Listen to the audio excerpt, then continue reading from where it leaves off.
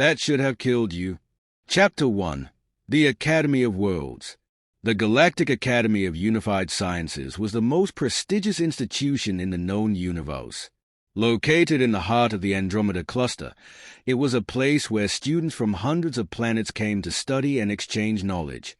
Humans were a rare sight. The Academy had only accepted 5 in its entire history, and most of them struggled to keep up with their alien peers, who often had superior intellects, natural abilities, or enhanced biology. Dre Parker was the exception. Unlike the other humans before him, Dre had something that fascinated his alien classmates: resilience. Chapter 2. The Combat Simulation. The students gathered inside the training dome, a vast room filled with holographic landscapes and shifting gravity fields. Today's lesson was survival tactics in hostile environments. Dre stood at the center, surrounded by 5 alien students of varying species. The instructor, a towering reptilian being named Professor Zyrith, activated the simulation. Holographic drones materialized around them, floating metallic spheres armed with energy blasters. The test was simple: survive as long as possible. The aliens, each using their unique skills, dodged and countered the drone's attacks.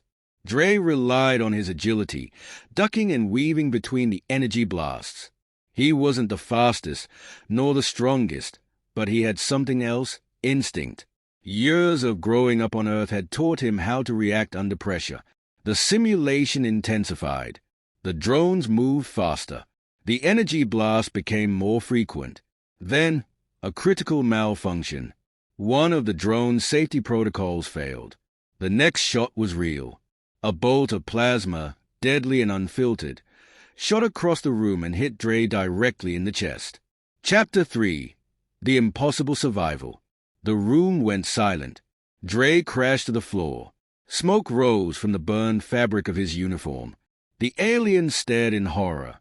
That should have killed you, whispered HFY, a bioluminescent being with translucent skin. His glowing eyes widened. Professor Zyrith roared in shock, rushing forward. The other students remained frozen, expecting Dre's body to go limp. But it didn't. With a deep, ragged breath, Dre groaned and rolled onto his side. His hand clutched his chest, his face twisted in pain. But he was alive. His breathing was heavy, but steady. He coughed, wiping a smear of blood from his lip. Damn, that hurt. Gasps echoed through the room. Impossible. Another student, a mechanical life form named X-17, scanned him with a built-in sensor. Human physiology should not withstand direct plasma impact at this range. Dre sat up slowly, wincing as he pulled his burnt jacket aside. Underneath was a large, deep bruise, but no open wound. "What are you?" HFY whispered. Dre smirked. "Just a guy from Earth." Chapter 4. The Human Factor. Hours later, Dre sat in the Academy's medical bay, surrounded by scientists and professors. They ran scans, examined his body, and compared his physiology to every database in the system. The conclusion? Humans were anomalies.